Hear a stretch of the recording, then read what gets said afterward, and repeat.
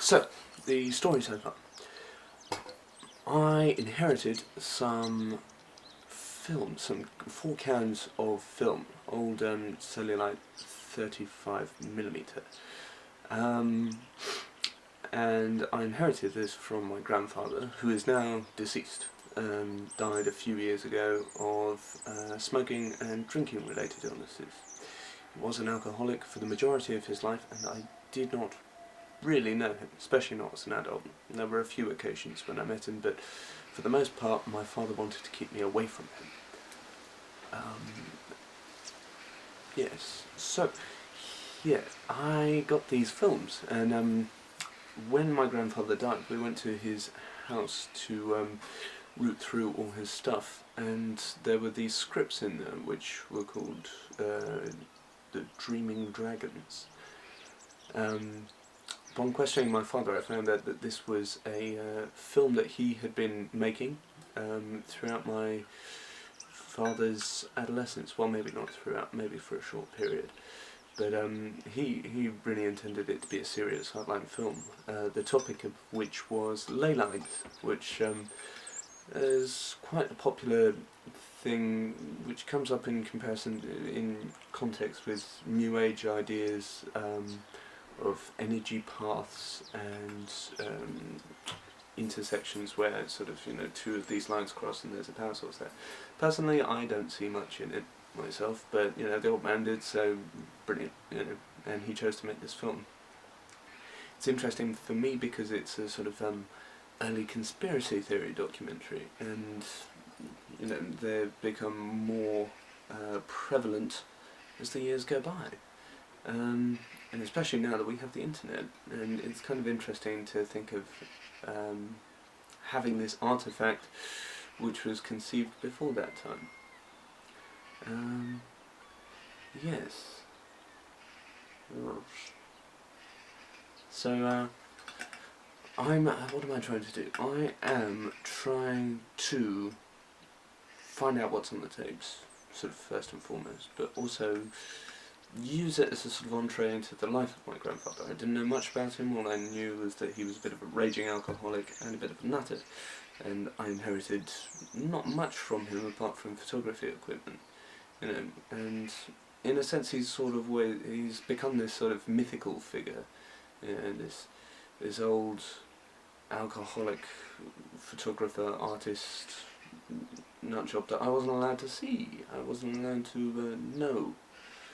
And in a sense I want to re-establish a connection. I want to at least find out if there's anything on the tapes. Little confession, I've already taken them to see Nick Collins. Nick Collins doesn't think that there's anything on them.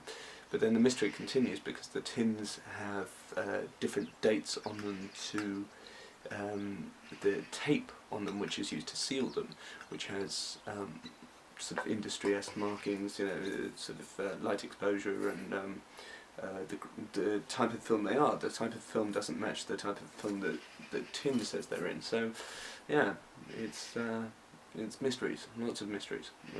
Questions bringing about more mysteries, bringing about answers which, then give more questions. So.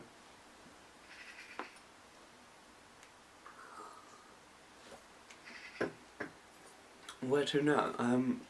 The next step, as far as I see it, is to try and track down the people that my grandfather was making the film with, these 4 mysterious co-conspirators, and also to test the film, to take it out of the cans and put it into little film reels and see what that can provide, whether it shows if the film is exposed. If it is, it'll come out as a superimposure. If it's fogged and old but still negative film, in which case it might just be useless, or whether it comes out fine. Yeah. I feel like I should be doing this in a ridiculous accent, so please pardon me. So, I want to try and find out what is on my grandfather's film. I want to try and do that And maybe even if there is no film on these cans, on this film, I will recreate it. I know from talking to my father that my grandfather, he went to many historical sites, stone circles, churches, cathedrals. I would not mind going to one of these and maybe embarking on a bit of an adventure of myself, trying to recreate what my grandfather shot.